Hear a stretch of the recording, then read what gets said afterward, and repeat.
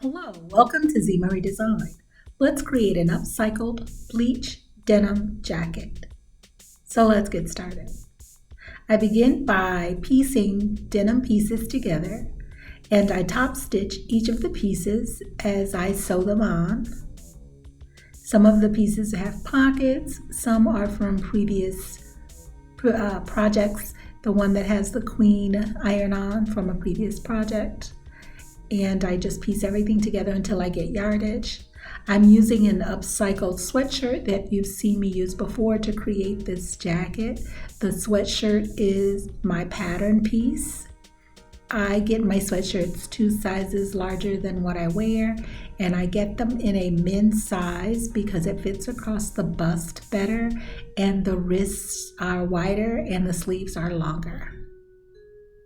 So now that I have all of my pieces all cut out, I have a back, 2 sleeves, and 2 front panels, I'm going to do some bleaching techniques. This is my first time trying this. I've seen it on other channels, and I just wanted to give it a try. So I have my bleach, and I'm outside working because the bleach is really strong. And I've just put it in some random bottles that I had lying around. This one is a spray bottle, but when I begin spraying, it delivers a mist, and it doesn't get the bleach as concentrated as I wanted it to be, so you can't see any of the bleaching techniques.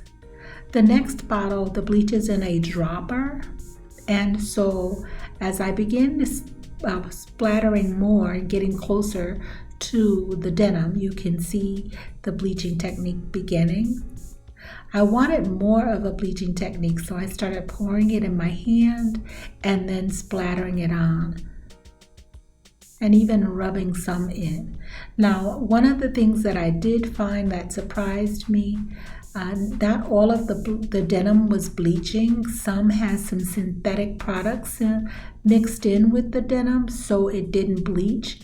Even the black piece that you see, it didn't bleach. The white did have a small of a bleaching technique, but it was yellow, and that was okay with me. The lighter part of the denim, it did bleach as well. And so these are all of my pattern pieces after the bleaching technique.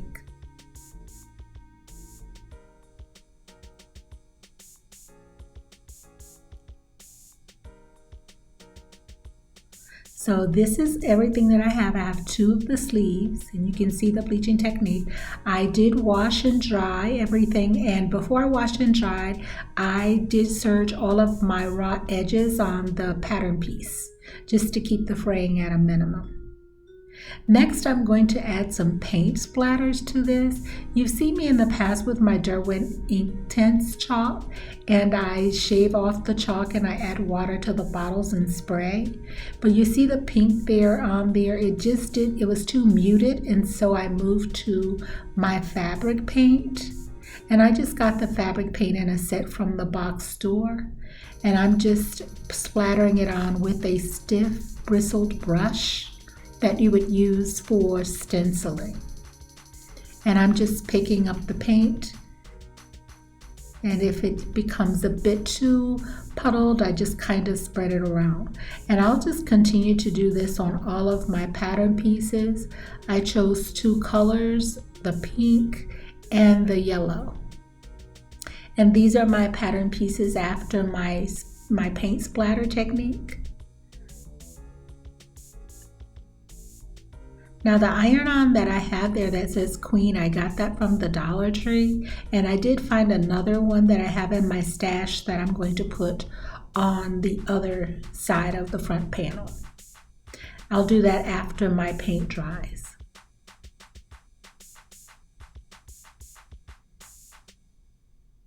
So now after my paint dried, and I did a little bit more paint on there, and I added the other Queen iron-on, but But I saw that the first one, when I took it through the washer and the dryer, some of the gems started to peel up. So I just went over it with my fabric Mod Podge to keep it in those gems in place.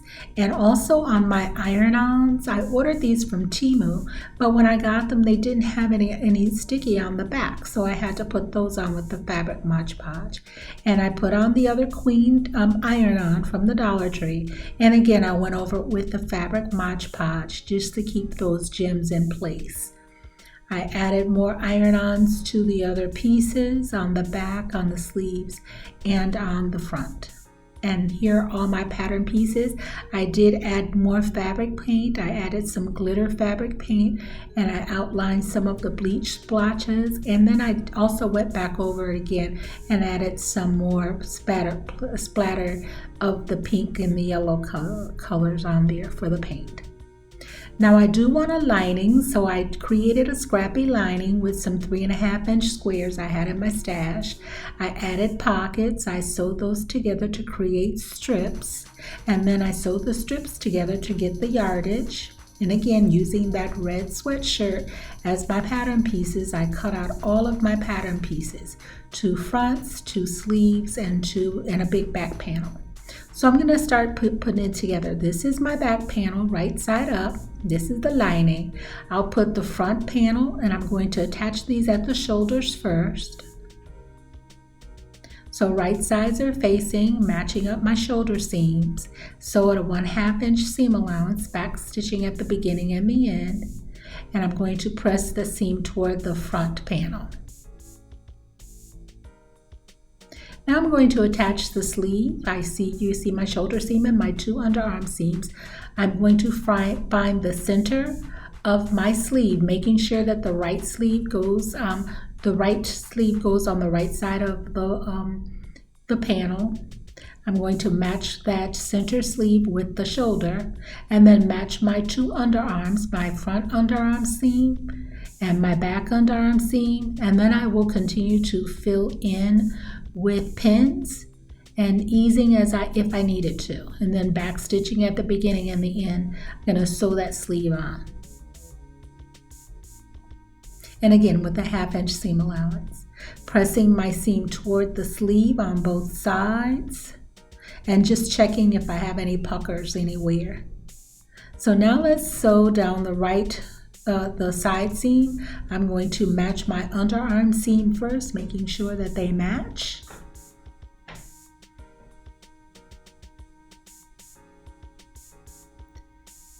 Matching my bottom hem.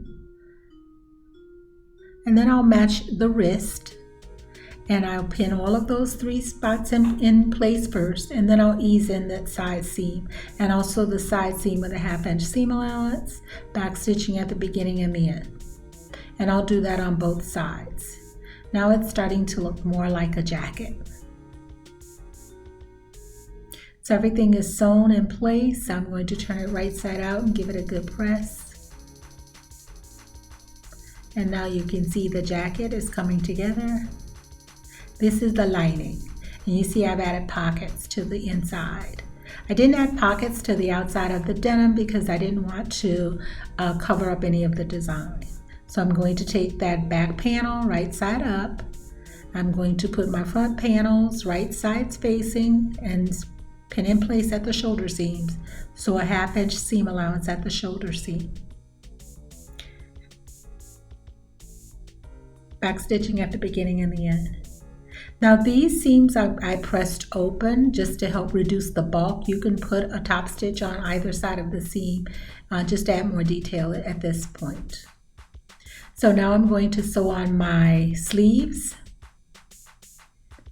I'm going to lay it right side up, and I'm going to match that center seam with the shoulder and match each of the underarms with the edge of the sleeve.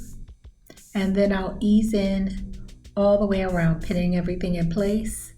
Sewing a 1/2-inch seam allowance all the way around and back stitching at the beginning and the end of that sleeve.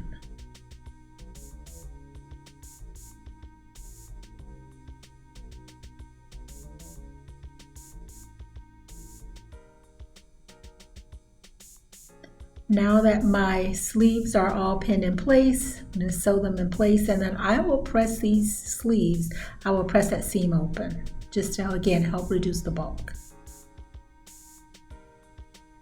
Now both my sleeves are on. It's starting to look more like a jacket. Let's just sew those side seams up. So I'm going to turn everything right sides facing, matching up that hem, my underarm, and my wrist. And then I will pin everything in place, easing if I needed to. Everything is pinned in place. I'm going to sew my side seams, again, 1/2 inch seam allowance, back stitching at the beginning and the end, and pressing that seam open. So now my denim jacket is looking more like a denim jacket. Now at this point I would put on my closures, but I've decided not to use any closures on this jacket. Again, I just didn't want to cover up any of the design elements. So this jacket will just be made to just lay open. So now I'm going to put my lining inside my denim jacket. I'm going to put it together with some packaged bias binding, but I'm going to sew those my arms together, my wrists together first. So I'm going to put my jacket in, wrong sides facing. And once I put it in, I'm going to match up on my shoulders of my lining and my denim, my neckline, and the bottom hem.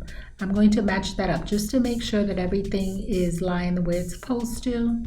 And then I'll match up, making sure that my wrists are the same size.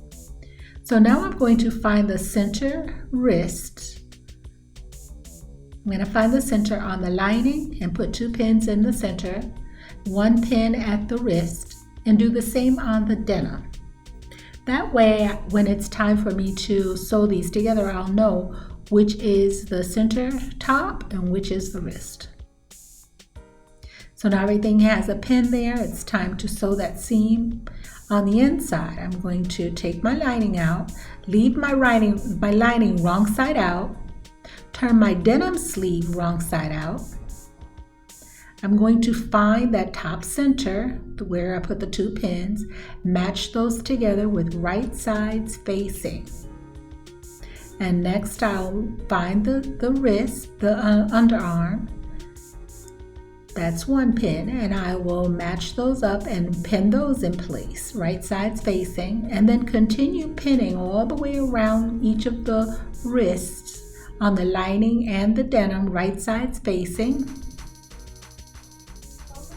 And then when I take it to the sewing machine, I will sew this with the lining side down, and I'll sew all the way around, 1/2 inch seam allowance, sewing it like this all the way around, and I'll do that on both sides.